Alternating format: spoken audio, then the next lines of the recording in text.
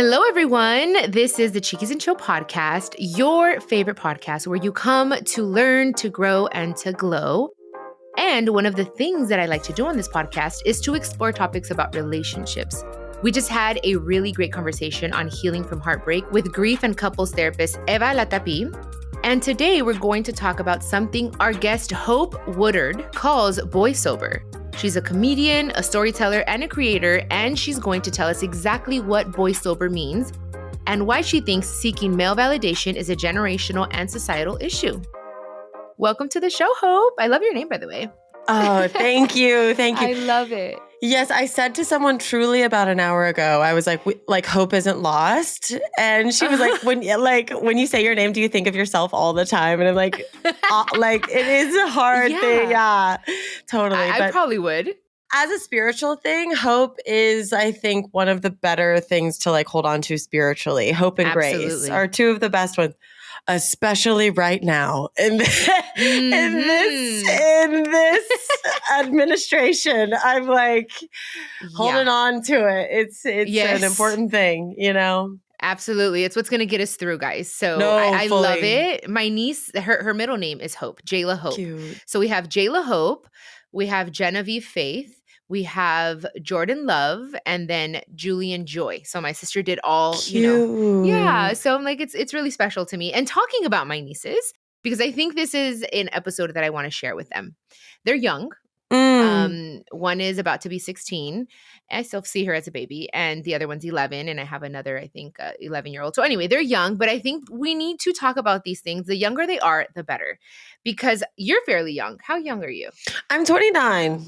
So you are a young girl. I know I'm young. We are young. Listen, we are young. Totally. I know. But 29 does feel I was working. I have a little bartending job, and a girl walked in the other day and she had a shirt on that said I've aged like fine wine. And I was like, I love your shirt. And she said, I bought this when I was 21. And we both just laughed about how young it is to be 21. 29 is still young. And I'm like, this is the youngest I'll ever be, you know? But 29 is not 21. You know what I'm saying? Right. I get what you mean. I feel you. I'm I've been around the block, you know? I get you. And for me, I think that this is what you're doing is beautiful, because I know it went crazy on TikTok and it became super trendy, which I think is awesome, because that's where a lot of the youth is on TikTok. So I want to talk about it. I want to start off with, how are you today? How are you feeling? Oh my God. Thank you so much for asking. Of course. Immediately, I'm you've asked me that and I've relaxed. How am I today? I'm good. I should say I've given up cigarettes and I'm 32 days, no nicotine. Congratulations. Thank you so much. Awesome. I'm telling everyone because I am really proud of myself. That's awesome. It took me a year and a half of being I'm going to quit, I'm going to quit, I'm going to quit to finally do it. And now I'm right there. But I will say these last couple of days, I've woken up so on the wrong side of the bed. And I walked outside of my apartment yesterday and my neighbor was outside smoking a cigarette and he was like, do you want one? And I started crying because I was like, yeah, I do. But I also know that that quick fix isn't going to do anything. So how am I? I am doing good. I am grateful, happy, practicing gratitude, all of that. But we sort of talked about, this day and age, with the things I see on my For You page, not really heavy. Mm-hmm. Good, but heavy. Good, but hopeful, again, to use my name. Hopeful, but aware. You know what I'm saying? Yeah, I love that. Hopeful, but aware. Oh my gosh, totally. Yes. I totally get it. And waking up on the other side of the bed or under the bed, because it's been happening to me as well. Totally. I think it's just the energy has been very heavy. And having conversations like this help. Congratulations on that. I have a friend that right now is 23 days sober from alcohol. And good for her. She has cried almost every day. She says, I get so emotional. I didn't realize it was a problem. And I think a lot of people are becoming more aware. And this is why I love this conversation, because I'm okay, people are I see more and more people younger and younger becoming sober from alcohol, from cigarettes, from even sex. I mean, so I think this is great. I think we're going in the right direction. And that's what keeps me Mm. hopeful because I'm like, Mm. there's so many things I don't have control of. I need to have Mm. control of how I react and what I decide to do with my body. And this is why I decided, I was like, we need to have her on the podcast because, and thank you for saying yes, by the way. Duh, yeah. Thank you. I really appreciate it. I'm always so happy to take, because I'm sure as a host, like you are so familiar with being in the seat of the question asker. I'm in Mhm. host mode. So often it is nice to switch roles sometimes. You know what I I feel mean? you. Yeah, Yes. totally. And So if you have questions for me too, you can ask me whatever you want. I So- was wondering, yeah, I'm like, it's so funny because like the word sober, like it's, sober, Cali sober, boy sober, like it's really entered the lexicon. And I think like it is so of the moment to like be sober, like it's like all these headlines are like worried about Gen Z because they're like, Gen Z isn't partying, da da da, like I feel like I see a headline like that all the time. But It's true. I'm wondering where you are at with like that word and that. Are you sober or? You know what? I was. I wasn't drinking alcohol. I wanted to just for health purposes. And I just started recently drinking a little bit more. And again, my body's telling me, you need to take a break. And I know it. And I want to be completely sober. It's been a process. So not doing like shows and stuff like that. I'm like, okay, like my music shows, it helps me a lot. But now I have a little bit more time to see my friends and, you want to have a cocktail and then one becomes three, Always. So I'm like, yes, I just want to sit there and practice my willpower and really work it and just say, you know what? No, I want to do it because I want to do it, not because I need it or I'm suppressing, Right. Well, it's just good to put things on the shelf sometimes. Like even if it's not, and every time I've ever like gone sober, given something up, whatever, this is something that I think a wrong step I took when it came to my whole Boysober situation. I had a timeline. And I actually think like I was like, I'm going to do this for a year, And I actually think like when I am most successful in giving something up to like reevaluate my relationship with something, whether it's sex or drinking or whatever, it's not having a timeline.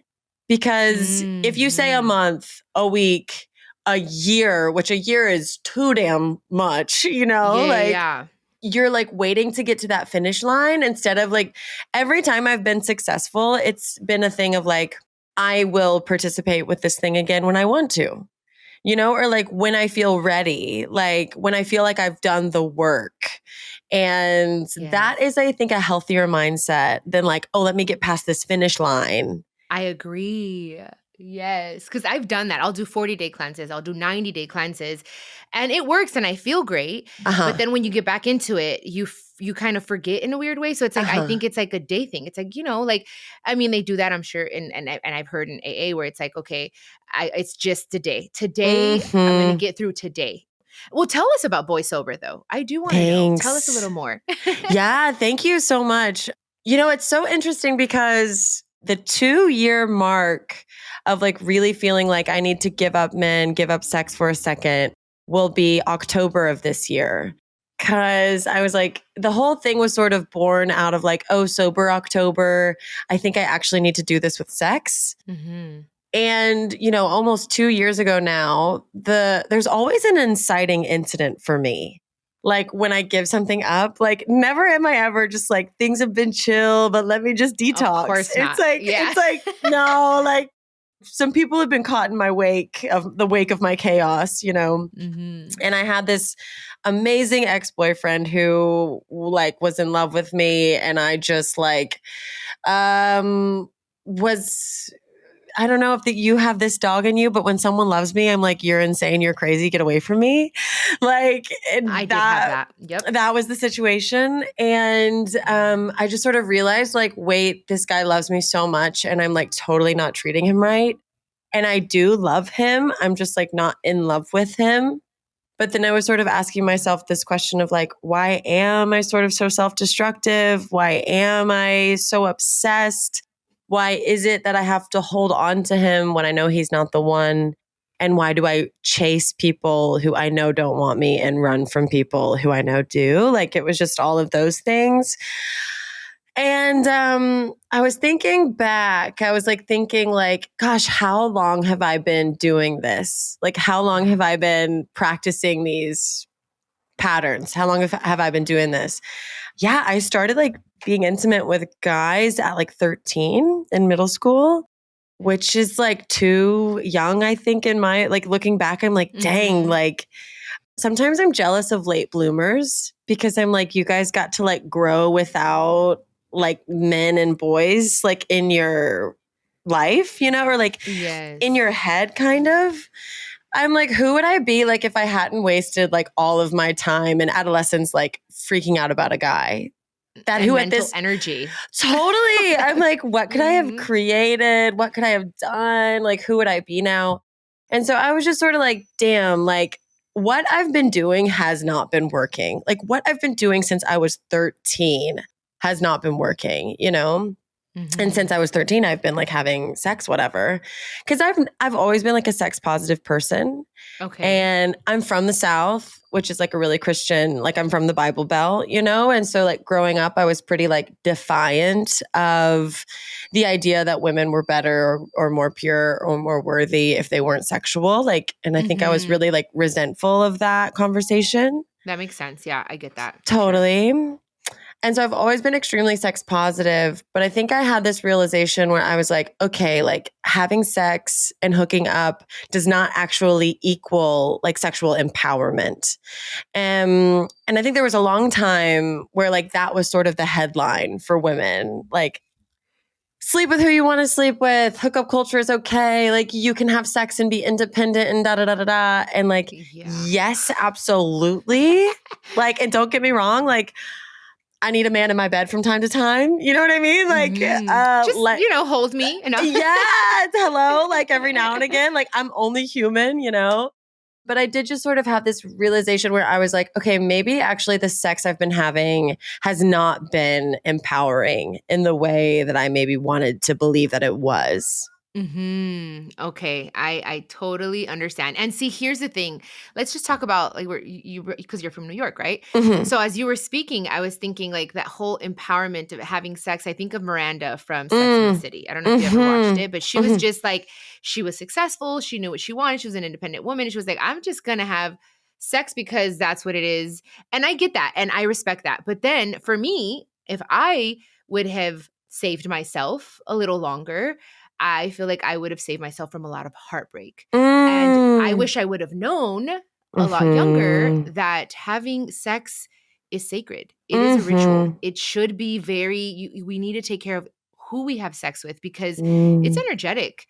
And now I know that after years of, you know, but you get me? So, but it's okay. This is why we're having these conversations because I do think it's a beautiful thing to take the time and to pause. And correct me if I'm wrong, if this is what you're doing, where you're like, okay, wait, I want to pause and work on myself and really figure out why I've been doing this and heal my inner child. And, you know, cause I feel like I'm on that journey right now, like healing my inner child. And I thought I was done with learning. That never stops. Never.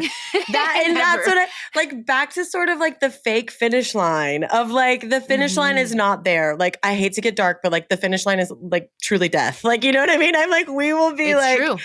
I'm like, until the day we leave this earth and pass over or whatever you believe in, like after this experience of life, like that is when your learning stops. That's when your trying stops. Like you can even think about it like working out. You know, I feel like sometimes we think about working out like, oh, I only need to do this for 90 days so I can lose 10 pounds and then I don't have to do it anymore. But it's like, lifestyle. Yes, it is it's like you have to upkeep forever, emotionally, spiritually.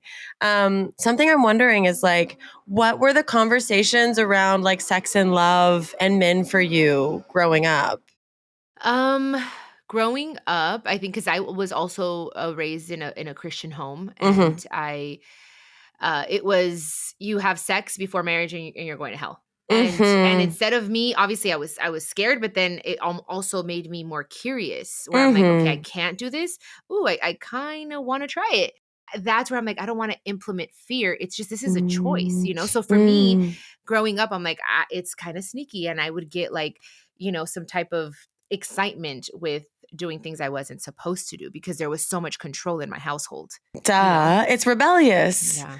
Yes, And I was being rebellious. of course, and because also it's like, it's a thing that is natural. It's like Mhm. you're a teenager, like duh, like your hormones, your brain, like whatever your crushes, like nothing is more intense than when you're 16. And that's Yeah. everything. You know what I mean? That's like Mhm. happiness, sadness. Like you're so like that's like the era that your brain is in, is it's like experience Yeah. everything really intensely. And so what frustrated me, like looking back and thinking about all of this and sort of reevaluating where to hold sex in my life, is like, there is good reason to not have sex, but the Mhm. reason is not purity. The reason is not to save yourself. The reason is not to avoid hell. Like the reason is to like be with yourself and understand that you are making a choice in, again, sort of like empowerment, not like in a choice of Yeah. scarcity or fear Right. or yeah, that's just something that I had to like pull apart, I think, like to separate sort of like the Christian shame of it and like the actual goodness of just like taking a breather and waiting, Yes. you know? Yeah. And are you deciding to like, is there a moment? There's no timeline? You're waiting for the right person? Are you waiting till marriage? Have we figured that Hell out? no, I am Or not waiting till marriage. I don't think I'll ever get married. I'm like, oh God. Like, I don't know about you, but marriage for me, I'm like, I don't know. My parents are divorced. Yeah. And so Okay. I I was wasn't, so scared of marriage. yeah. Are Yes. you, okay, wait, are you married? I should I know am this. married. Okay. And I how am is it? married. And how is it?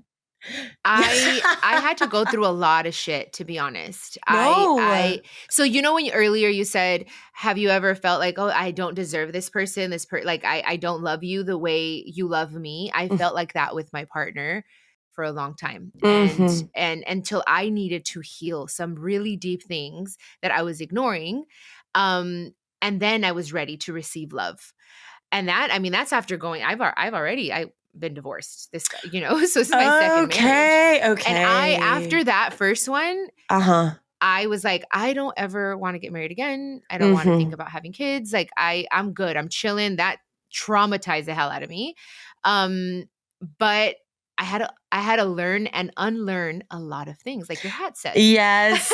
about myself and about what I wanted and didn't want. But before then, because I experienced so much separation and divorce in my family with my mother, I was like, F this, like, you Totally. know, and even then I was fine with not getting married, but my husband, it was kind of like, hey, like, I've never been married. And like, now I really want to marry you. And I'm like, okay, cool.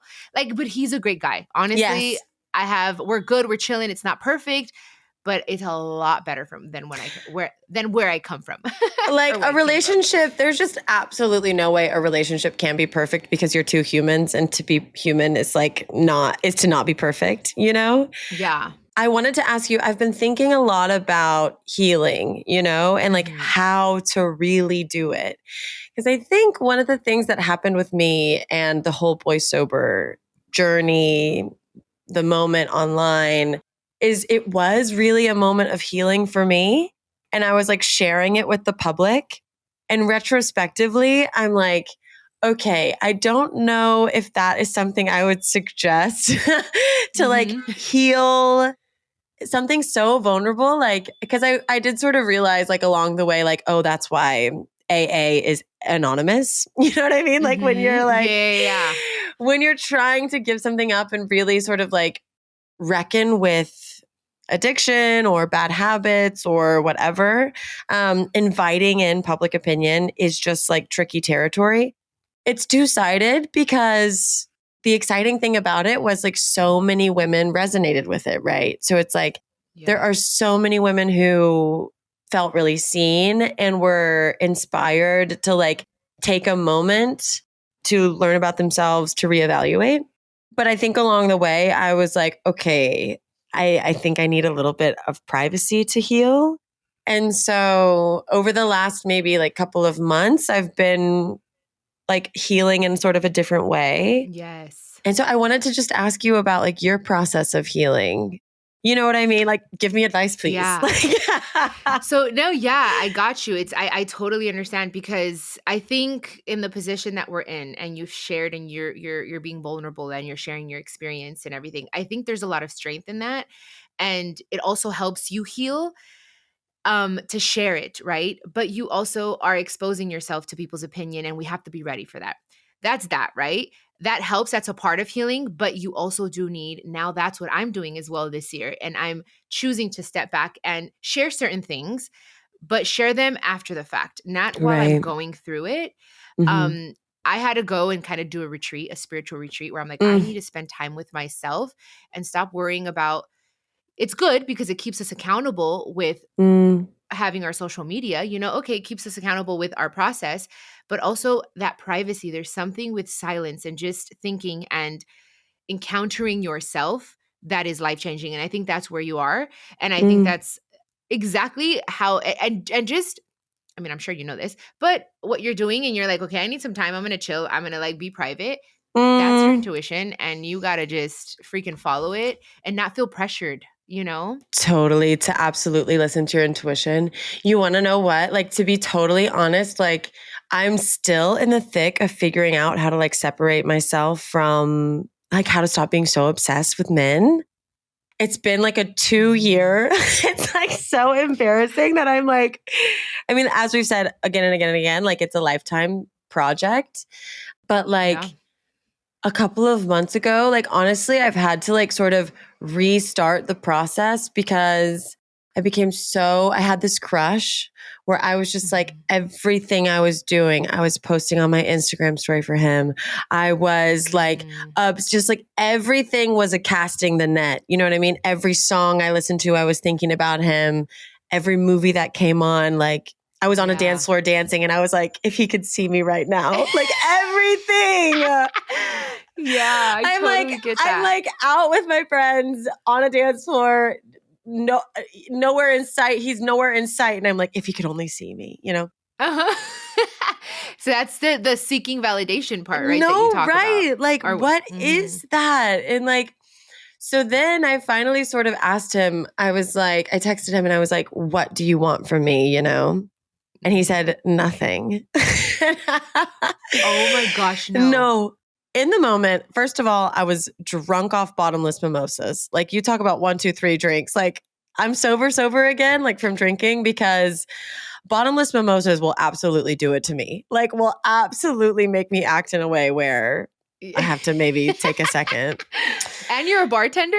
Yeah, which is so funny That's because great. no, I know. But I mean, you're practicing your willpower. You're really exercising it there. Bartenders are like one of two things, either alcoholics or recovering alcoholics, like if I'm being honest. Oh. After that, rejection. First of all, I think rejection is a really good thing. Especially rejection is God's protection. That's what I say. Okay. Yes, write it down. I'm like, no, literally, like, okay, I love the way that you just said that because he has actually been sneaking back into my mind's eye. And you're right. Like, rejection is protection. Like, I have to really work so hard to be like, keep him like at a safe distance, But after that rejection, I think, started like a new process of healing where I am like, that's why I gave up drinking. I've given up weed. I've given up nicotine. And I'm like really trying to just feel everything, which is not, oh my God, not easy. Like, I started going to yoga for the first time in my life. And my yoga instructor, like when we laid down at the end to just breathe, it was like the first time I had been in my body, I felt like in a really long time. And I just like fully started crying on that mat. Just like fully like you're feeling. Oh my goodness. Yeah. This is great. So is it alcohol and weed and everything also 32 days or is it? Okay, thank you for asking. I'm like 55 days, no weed, no alcohol, and I'm like 32 days, no nicotine. And it's like, again, it's this thing of like, who knows how long this is because I'm not like an AA girl. Like I've never almost lost my life or something from my addiction. it's just like the chaos that's brought into my life is not always worth it. So I don't know for how long or when or where. I think it again just goes back to like, okay, when I feel like I've done the work. Mm-hmm.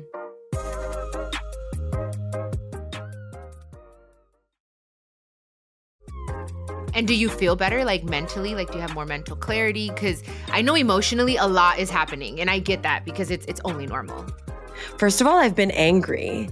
Like, I think anger is like a difficult emotion, especially maybe for women. Like, we're really not allowed to be angry. Like, in my house growing up, like being polite and being nice and being soft was absolutely the most important thing a woman could do, a girl could do. Like, to be any kind of like harsh or mean or be ladylike. I got that so much. Absolutely.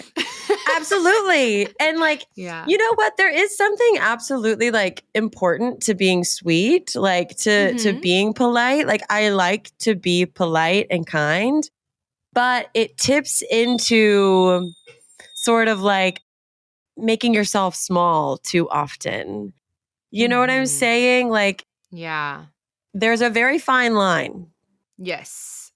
I think being soft and being ladylike is great, you know, but then there's also like being unapologetically yourself. Like if someone is treating you unfairly or someone's doing something that you don't appreciate it, I think that's where you use your voice to be like, hey, it's all how we deliver our message. I say that a lot on the podcast. Totally. But I've been trying to find that balance because I get you. Coming from that type of background, it's like, wait, okay, I'll just stay quiet. And then we suppress so much and it's not good for us. Yes, I agree completely. And so has it been good for me? Like I have actually been loving the anger I've been feeling. Like I'm like, I don't want to smoke cigarettes right now because I just like anger is like a signal, right? Like it's like a secondary emotion, whatever. And it's like to be angry with someone is not productive. Like there's a great book by this woman who was like a psychologist a really popular psychologist in like the 80s. And it's called The Dance of Anger. And it talks a lot about how like, yeah, when you're using your anger like in relation with someone, it's not exactly productive, right? Because we're lashing out, we're taking swings, we're not really in sort of like fix, negotiate mode. We're just like in burn it all down mode, you know? Yeah. Yes. But like the anger I've been feeling, like I've enjoyed it because I'm like, you know what? Like there's a fucking lot to be angry about right now. Like there's like so much. Yeah. And I love that you're being honest and you're being vulnerable because yes, that's the truth. And that's life, guys. Totally. It's roller coaster of emotions. Yes, absolutely. And it's not a matter of like not feeling it. It's just a matter of like, okay, where do you go with it now? Yeah. So, yeah. And I've learned now that I'm older being part, you know, I feel like I can now say I'm myself, whether people like it or not. When people ask me, how are you doing today? I'm like, you know what? I'm in a bad mood today. Yeah, me too. I'm not feeling good. You know, I'm not, you know, because I've caught myself doing that in the past where, oh, I'm good because I have to keep it all together and because everything's fine. And that's what I was taught. I'm like, oh no, I'm not great today. And that's okay. Yeah, no, I think it's actually too like so much relief to it. I mean, every emotion is universal. You know what I mean? We all are walking around with like the big emotions, sadness, joy, anger, whatever. And like when somebody really kind of opens that door of honesty, like it's such a relief. Like I'm sure you experience this too. Like if you say to someone like, damn, you know, today's actually been kind of tough. I feel like I always feel like an exhale, you know what I mean? Like like a relief when I say that to somebody because it's like, wait, yeah, no, like things are not always perfect. Yeah, for sure. I think I can probably tell you now that one thing that I feel like I'm pretty sober of is people pleasing. Like you just get to an age where you're just like, F this. And totally. This is how I really feel. But what has been the feedback you've received from men and women? Has it been more from one side than the other? And do you feel like people are more boy sober because of you? Okay, absolutely. People are boy sober because of me, because like I'll get these DMs or like these comments. Really? Yeah, like, and that is what makes it absolutely so worth it to me. Like, Mm-hmm. as somebody who is like somewhat in the public eye, you know what I mean? The thing that I love the most about it is when I get to hear somebody say like, "Oh, I kind of changed my life in this way for the better," because you know what I'm saying? Yes. And I've gotten a couple of comments from girls, or I'll get one maybe like once a month or every so often of them being like, "Oh, I went boy sober because of you, and like my That's life is so awesome. much." Yeah. And so to know that those stories are out there is like absolutely makes so much of it worth it to me. The feedback from the men is two-sided. It's like, I think a lot of men do not know how to be alone. Mm-hmm. For sure. I went to the beach by myself the other day, which I love to do. I'm like, I love a solo beach day. That is so cool. You know? I love solo dates. Like I do too, right? But like going to the beach is like such a spiritual thing for me, kind of like the water, the ocean, whatever, like the salt, the sand, you know. Yeah. What's your sign? Sorry. I'm sorry to interrupt you. I just need to know. I'm a Cancer. I knew it. I freaking knew it. I was like, dude, I feel so much of this girl's energy. I'm a Cancer too. When's your birthday? June 26th. You're lying. Is it yours too? Fuck off. You're lying. It's yours too. I swear. Yeah. We're going to fuck off together. Oh my gosh, guys. This is so crazy. I did not know this. June 26th. Wow. I have butterflies right now. Dude, I was like, she's talking about the ocean and how it heals her. And this, I was like, she has to be a Cancer. Yes. That okay. is so crazy. We're kindred spirits. That's amazing. I love to hear this. Because also a June Cancer is different than a July Cancer. Like June Cancers, cuspers, I always like say that. we're different. Sorry, we're just so different. I'm sorry. Like, yeah, no. we are. But the thing was like, I was looking around and I was like, oh my gosh, there are like so many women here, like doing that thing, like being alone, enjoying their time, thinking, whatever. And there were like no men there. And I do think, I don't know if it's cultural permission, or I don't know if it's just like women are so often hurt by men that we have had to figure out how to like process things on our own. But I don't think men know how to do it. So I've had a few guys in my DMs, in my comments, or even friends in my life who have been like, you know, I've been girl sober for a while, or like I feel like I need to be, because they're like addicted to the romantic validation as well, or they don't know how to deal with things without a woman. And I know a lot of times in like cis kind of hetero female male relationships, whatever, like a woman does a lot of the emotional processing for the man. We will often, this is another thing that psychologist Harriet Lerner talks about, is like we will overproduce emotionally for them, and then like we'll get exhausted doing it, and then they'll like underproduce, and it's actually like we're doing the work for them. And even though we're mad that we're doing it, it's like both parties are sort of like, this is how we process. Yeah. It's like cultural stuff and who's allowed to do what and all of that. But I just think that like so many men, they don't have the same sort of structures to be alone, and they don't know how to like, and they do have the sort of patriarchal structures, like more money, more this, more that, but emotionally, they do not have the same wherewithal. So a lot of men have reached out being sort of like, I need to learn how to do this. I need to know how to do this. And then that's kind of cool. Totally. And then the other side of it is like, I have never in my life had more men in my DMs than the time I was like publicly being like, I'm giving up men, I'm celibate, I'm this, I'm that. The boys were going, they were freaks for it. Of course. Freaks for it. Yeah. I'm sure it made them real horny. Totally. It's like, oh yes, I want to be the one to break it. Like, literally, boy, yes. They love that. So like, I will sometimes tell girls, I'm like, absolutely, you should like take that off the table if you want it. Because like so often, like if you sneaky want somebody up in those DMs, just let everybody know you've given up on men. and like somebody will come knocking on your door. So that's been like the reaction. They love challenges. Yes.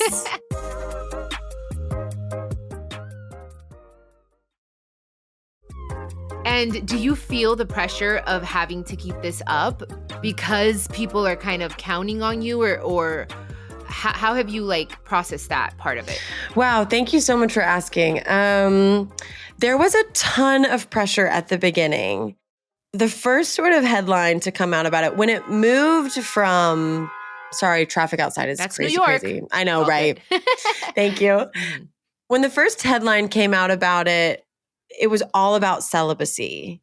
And that made me feel a lot of pressure. I think emotionally, internally, I got like pretty small and upset and angry and sort of resentful, but I was trying to like keep on keeping on, keep on keeping on. Yeah. And at some point that just sort of like came to a head, you know? And it wasn't a question of like, if I felt like I should keep it up or shouldn't. It was just that like, I couldn't really anymore. Yeah. Because maybe you get this as like sister zodiac signs, as cancers. It's like we do like a little attention, a little light, a little something, but like ultimately, like I want to like hide in my shell sometimes, you know? Yes. Mm-hmm. And it feels sometimes disingenuous to be someone who's online and who also says like, I don't always love the attention. But it was definitely just something I had to adjust to.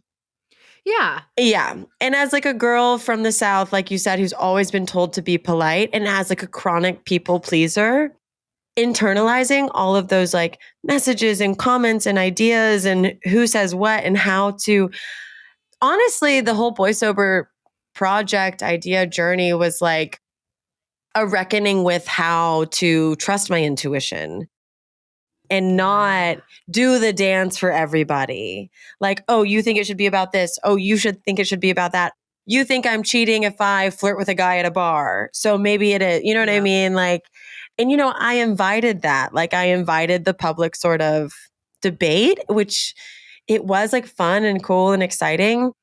But it did just reach a moment where, like I sort of said earlier, like, let me take a minute to see like what this actually is for me. Yeah. You know? Yes. You had to kind of just go back and say, okay, wait, this is why I'm doing it. This is the reason why. And I think that's what keeps it going, you know? Right. And that's what I want to tell people. It's like, okay, this is your journey and everyone's journey is different. Mhm. And if you find this incredible dude tomorrow and you feel it, then that's what it's going to be.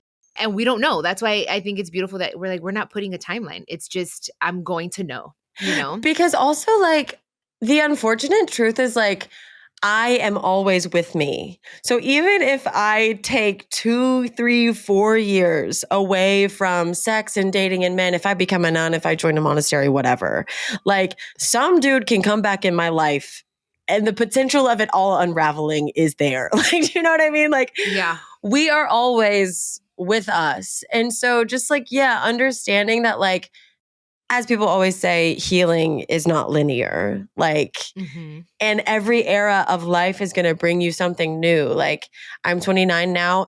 Who knows what I'm going to need when I'm 39, when I'm 49, when I'm 59? I'm like, we don't know those versions of ourselves. And we have no idea what's true today won't be true then or whatever. So, yeah. Yeah. And you're not dating at all, right? Or you I tried, like, first of all, full transparency, I'm like, I need a man to pay for my dinner these days. I'm like, in this economy. It's hard out there right now, guys. I get it. Yeah. Hello, in Trump's America, I'm like, I'm broke and I need a man to pay for my dinner. And so the other day, like, I let a guy take me on a date and he paid for my dinner. I would love your opinion on this because he was talking about his ex-girlfriend the entire time. And I'm like, red flag. Here's my thing. If you mention your girlfriend, if it comes up briefly, no bigs. We've all been with other people. I get it. Yeah. But you talk about her on our way to the date. You talk about her at the date. You talk about her after the date. It's a red flag. It is. He's probably still in love. And I told him, I said, hey, it's a red flag that you kept talking about your girlfriend on the date. Or your ex.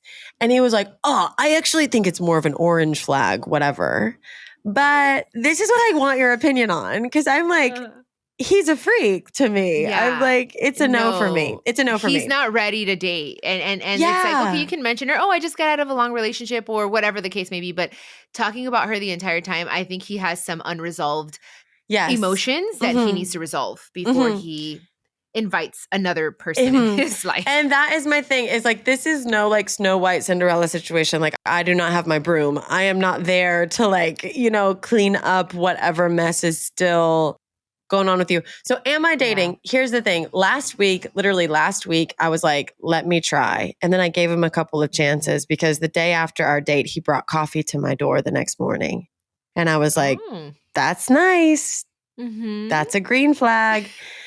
But then it just sort of kept being like red flag, red flag. Like, he's one of those guys that likes to tickle peep girls. And he was like tickling me in a flirtatious way. And I said, please stop. And then he didn't stop. That's another red flag. No, red flag. Yeah. I was like, the whole thing crashed and burned. And so now I'm in this headspace of just like, actually, I do kind of think it's time for me just to like take a second on the bench again. Because and what I said to him is I was just like, I'm just not ready to be someone's girlfriend. Yeah. And I do not want to be in a situationship. That's one thing that the whole Boysober thing has taught me is like, I am not a situationship girl. I'm like not interested, can't handle it. It makes me crazy. Same. I need clarity. I need emotional stability. I'm sorry because it's like, I'm with you. Yeah. 1 foot in, 1 foot out does not work for me. And I think this being sober has taught you so much about yourself. And I did a little small one, not 2 years, but I did like a 6-month thing before I met my partner. Good. And that's what it taught me the most of was like, I know I want something serious and that's okay. Like I am a monogamous person. I like that. And I'm going to just not share my body and my lips or in any way with a male until I'm completely ready for it. But it taught me so much about myself.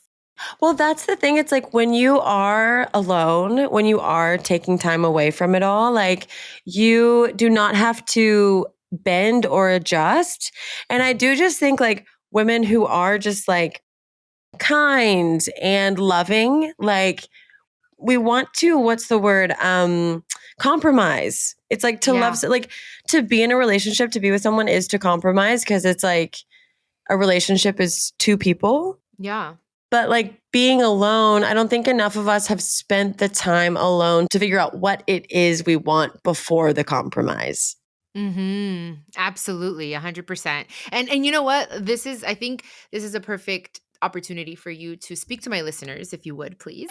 Oh my God. Just tell them if they are thinking about it, give them some tips as to how to go about it. And when maybe like an indication that's like, okay, maybe I need to try this. Something that maybe will be recurring. I don't know. Any type of advice that you may have. Well, one of the things that also made me think like, holy cow, let me like take some time away from this is I realized like a lot of women in my life were talking to me on the phone, like my sisters, long distance friendships, whatever. We'd have these 30-minute conversations on the phone and they would talk about the man in their life that's causing them heartbreak or havoc or whatever. They would talk about them our entire conversation.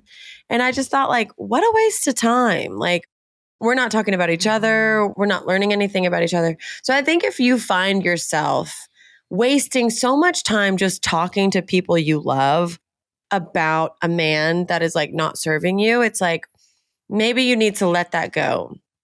And you do not have to be a serial monogamist to sort of like be obsessed with someone. And also, you are not always single when you say you're single. For a long time, I said to myself, I'm single. But I was always texting someone, obsessed with someone, like somebody was taking up space in my mind. Or you needed that, or I needed that. Yes. Like, you need that in order to feel good. Yes. Literally, or just to feel something. That's the thing too. It's like, how good are you really feeling in these like situationships? It's like, I think we go towards them because you feel something, and to feel something is to like, it's nice to, even if you're heartbroken, it's like that's like the delicious thing about love is like you're heartbroken and then they lift you back up. And it's just like that roller coaster that we like to ride, you know? That becomes addicting. Ugh, Totally. yes. The high and the low, Been of there. course. Yes. Yeah. And so, like, I guess those are the things I would say if you are to like maybe consider giving up is like if you're finding yourself more obsessive than you are enjoying, you know? And if you find yourself like wasting time talking about someone who is not serving you too much to people who are in your life that do love you and do want to be with you, it's like when we become obsessed with a romantic thing, it's like we can't even see our friends, like even when they're with us. You know what I'm saying? Yeah. Like you're not even there with them because you're like on your phone thinking about someone else. So, yeah. and then just like be honest with yourself about that. I mean, right? What is it that they say? Like to change something, you have to admit it first. Like let yourself, like, it is okay if you've got a little bit of something you need to change. Like we said, We all do. we all do. And so it's like, be open to understanding what you need to work on. Like, don't let your pride, don't let anything sort of get in the way. Like, because also, and this is a cliche too, you are the only person you can change. Like, you want a man to change, you want men to change, you want something else to change. Anything outside of you, not your business, not your circus. You know what I'm saying? Like, love that. I'm preaching now. I love it. Love it. Go girl. No, but I'm like, you are the person who is in charge of like the steps you're taking.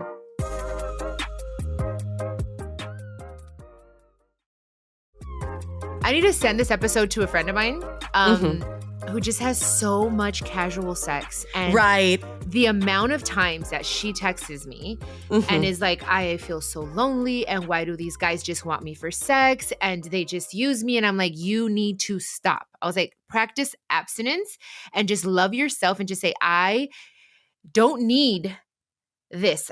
You need to get to a point where it's like, if you need the validation, it was like, I need a man to love me and want me in order to love myself. That's a huge problem, in my opinion. Absolutely. Like, you need to want that not because you need it, because you want it. Like, it's like, absolutely. You know, that's where I feel it's an issue. Well, and something else I'm kind of thinking about is like the comparison again to sort of like the whole drinking of it all. If we're comparing like sex to alcohol, whatever, there are some people who can have a drink and enjoy that glass of wine.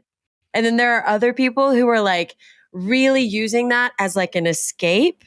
And I think what sex can be for so many people is it's never, I don't want to say never, but often it is not about the sex. It's like that we're looking for closeness, right? Like even if we tell ourselves like, oh, I don't need anything from them. I don't need any of this. I don't need anything of that.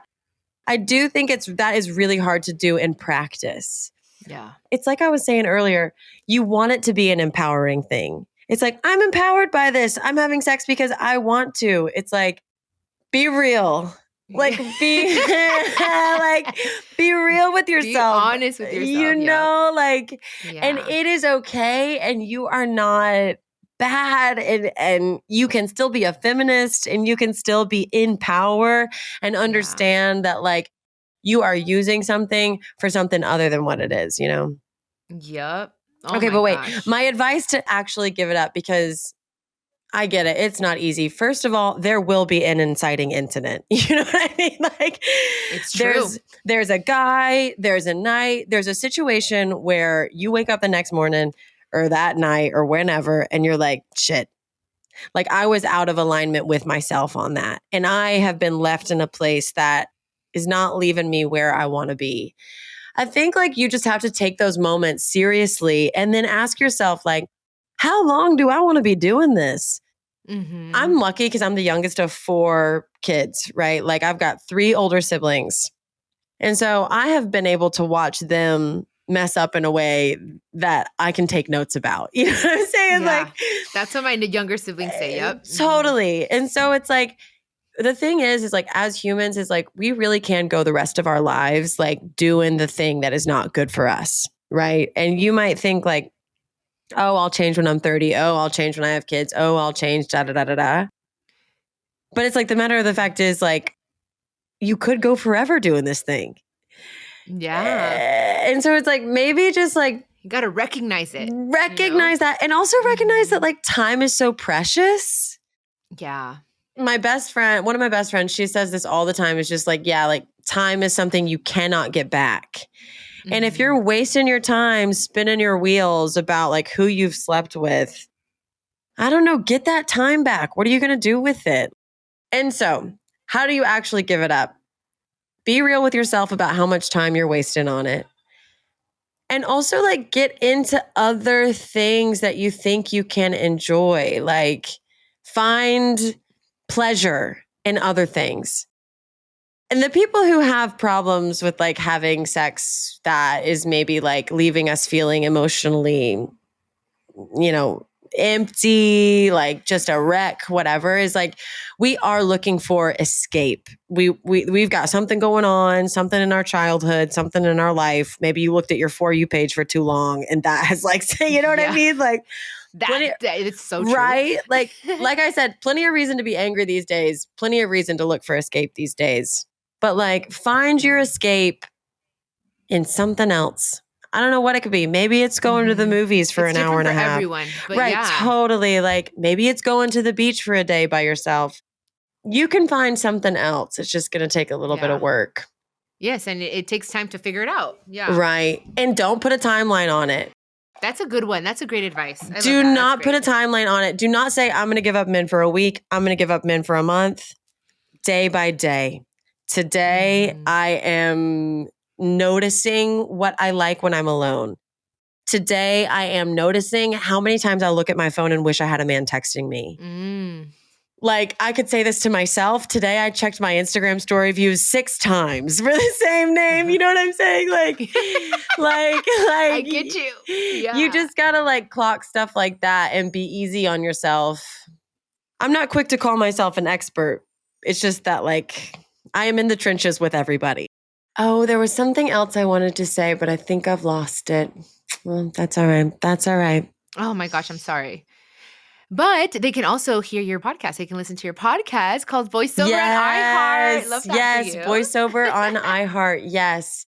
It's been good. It's a fun podcast. I'm very lucky to work with like a group of girls who are just like brilliant and dedicated and sharp. And it's a good time. That's awesome. So guys, make sure you tune in to her podcast called Boysober. And also, if you could share where they can find you on social media, all that good stuff. Yes, my Instagram handle is just Hopin, spelled Hopin along.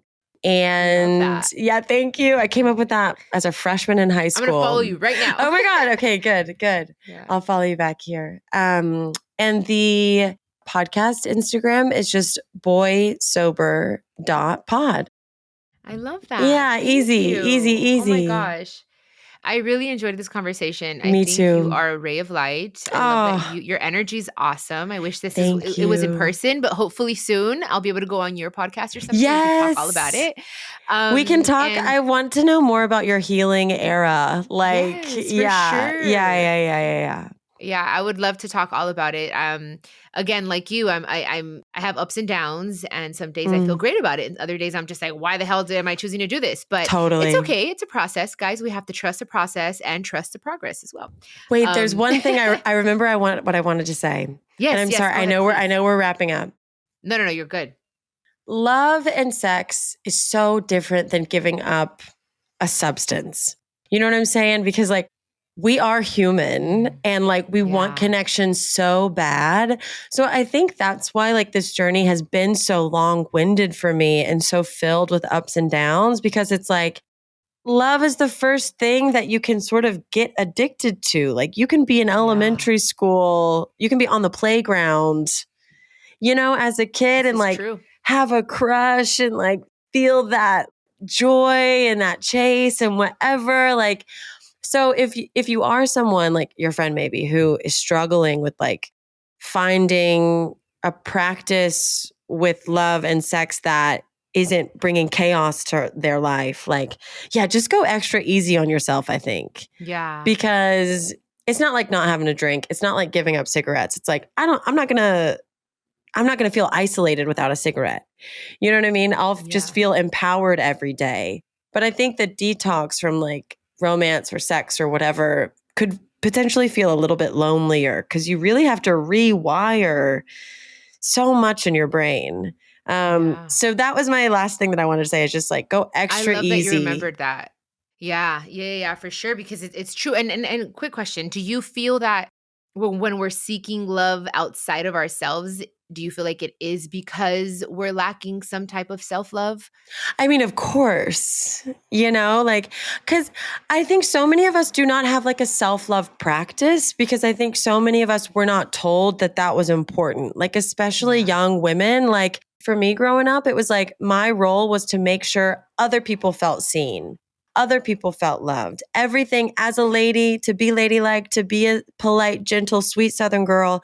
It was my job and my only job to make sure everyone around me felt seen and loved. But it's seen as like it has been seen as so selfish to make sure that's happening internally also. It's true. That's how I felt for a long time. Totally.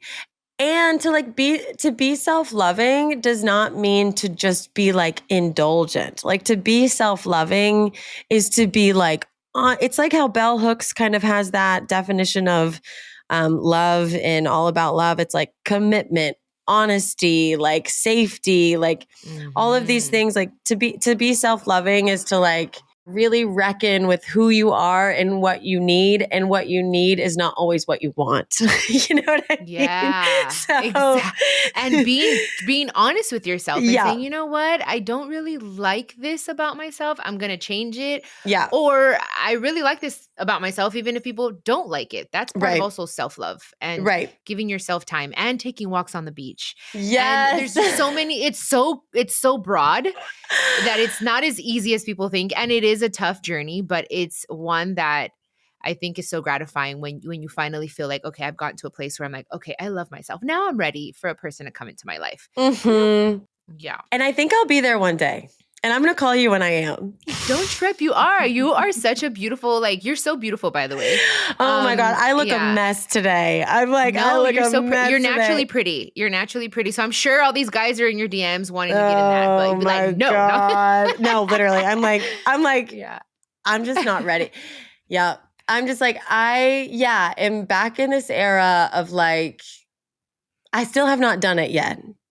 You know what I'm saying? And it's like, that's sort of, as we've said, that I've said this 100 times in the last hour, but it's just like, you know, when you've done the work and you know, when you haven't, and you know, when you need to.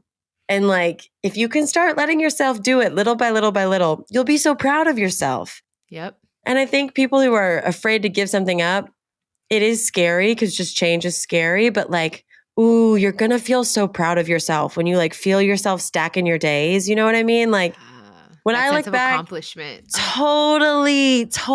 Like start small and then like watch it grow. And then you can really just like you can start to trust yourself too. I think that's what it is. Like that's key. Start slow, little by little.